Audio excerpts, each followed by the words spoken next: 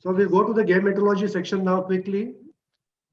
The gear inspection and troubleshooting, we will see the topics like functional gear checking and analytical gear checking, the gear sizes and how they are checked, what do we mean exactly, the analytical gear checking, we'll also see the troubleshooting, etc.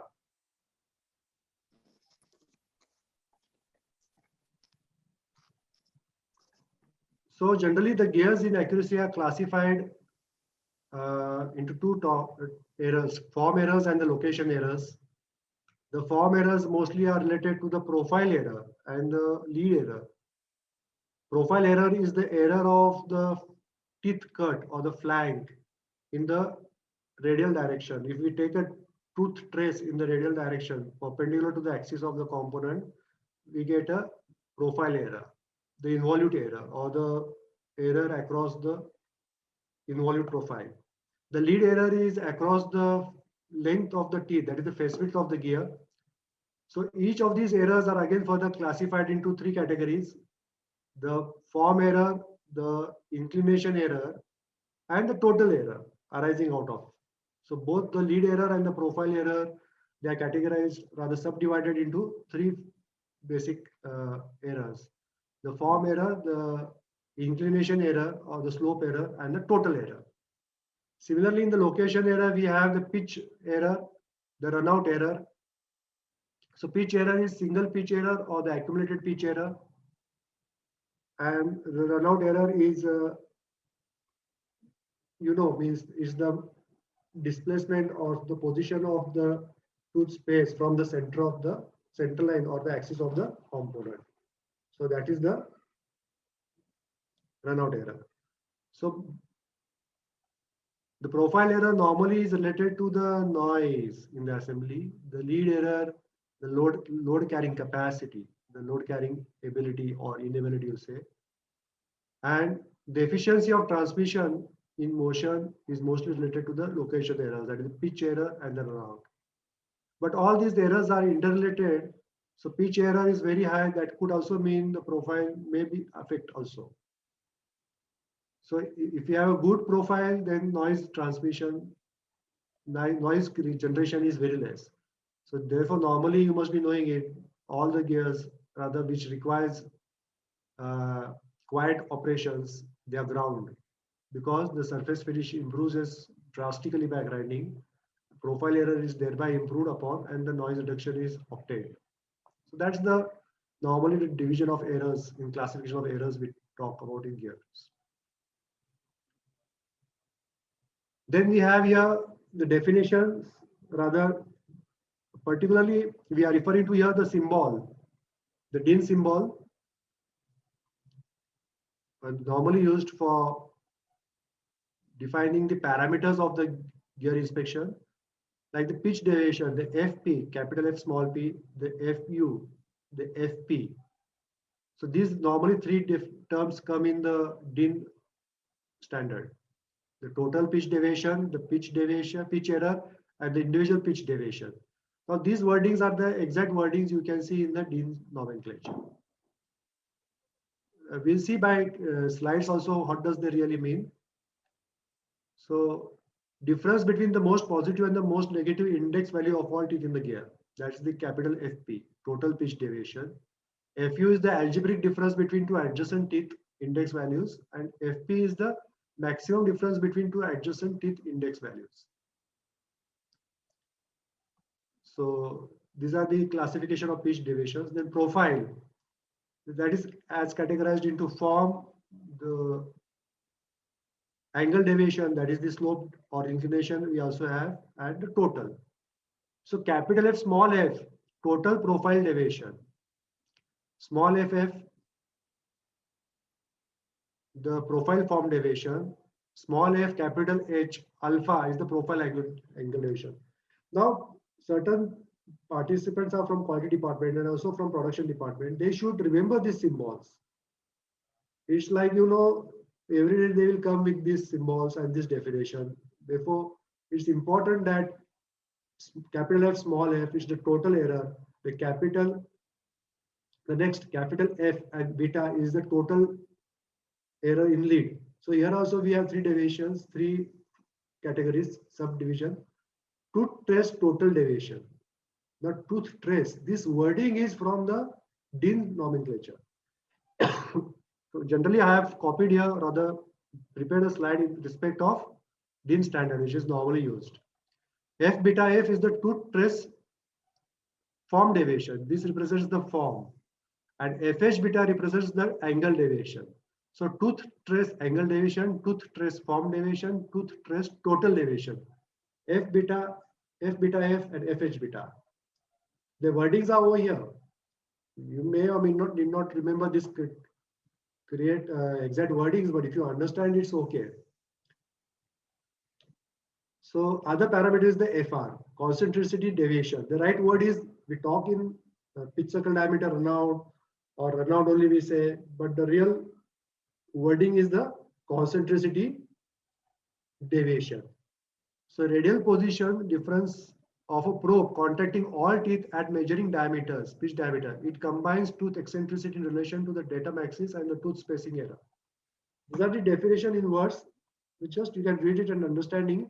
But this symbol, remembering the symbols and these terms are very important for any gear person. Concentricity deviation. So how many are the parameters? 3 related to the pitch, 3 related to the profile, another 3 related to the helix, that is the lead deviation, and 1 is the concentricity. So I think 10 parameters. If you remember the 10 parameters, the symbols and definition in D is good enough. So we'll go in detail what do they really mean exactly. Now this is a slide which tells you various aspects of gear quality like involute, tooth alignment, pitch variation, runout, accumulated pitch variation tools are measured by using a probe to explore the individual characteristics. So measurement of individual characteristic is also called as elemental measurements. Every discrete aspect of gear quality is measured by means of probe. Now you see in this diagram, it is the runout check. The tooth space, the spring-loaded dial is touching at the pitch circle diameter on both the flanks. And as you check on for every pitch or every tooth space, the difference in maximum to minimum reading on the dial indicator is the pitch circle diameter now. That's a tool room method. Here we have a probe positioning for tooth alignment inspection. We see at the pitch circle diameter or the probe traces the tooth along the face width, across the face width. Here also along the involute, the probe at the pitch point, but from this diameter, that is what the about the clearance diameter and a little bit below or to the tip circle diameter. This is the root and this is the tip. So this diameter is across, it is measured as the profile. This is the size measurement over pins. These are the two round pins, cylindrical pins or balls, and across it by the micrometer the size is measured. And this is another index measurement, that is the pitch measurement. See, the circular pitch of every circular pitch is measured in comparison to one circular pitch, which is the reference pitch. And accordingly, all the pitches are measured and the readings are noted down. That's the pitch variation. But nowadays, all these discrete element measurement you get on gear tester very fast. Okay, but this is only a diagram which tells you how the tracing takes place of profile and lead, and how the dial touches at respective positions for PCD runout, or the pins, how they are aligned for the tooth thickness measurement. So these are called elemental measurements or analytical measurements. Now let us begin with the profile inspection. You see, as I told you, this is the roll angle of the base circle diameter.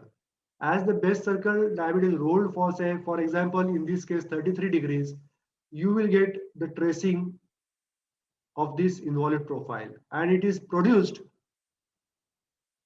as a linear line on the graph paper. For every small points it is produced. And this trace, as we roll, it should be a straight perfect line for a perfect profile, but which never happens. And this is the profile diagram. This is the degree of roll. and you get here the profile inspection. Followed? This is the base circle diameter. As I told you, in conventional machine, you need to have base circle disk, or in CNC gate tester, we have a base circle diameter predefined. So accordingly, the machine itself determines what degree of roll based on the gate terminology you have given or fed into the machine, it calculates, and that degree of roll, it does the profile. So incorrect profile will cause a non-uniform rolling action of the gear, which may cause a large tooth-to-tooth error, while even uneven loading and noise problems. In extreme cases, premature gear failure may occur if the profile is bad or it gets worn out quickly. Then certain advancement in gear technology, you can see into it. You will come to know more on this during the next session, what you have, the practical session, the demonstration of the gear tester. The machines are automatic, even with backlash-free direct drives. Now, formerly the machine used to come with the timer belt drives, but nowadays there are also direct drives like hobbing machine or shaping machines. How they have direct drives, torque motors for the work table. Similarly, there is a direct torque motor for their table too.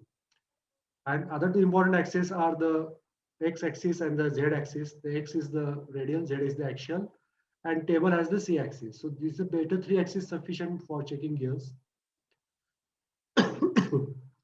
They are able to check not only gears but cutting tools like hobs, shaper cutters, and shaving cutters. You may ask them, how is it possible? Does the software is present in the machine?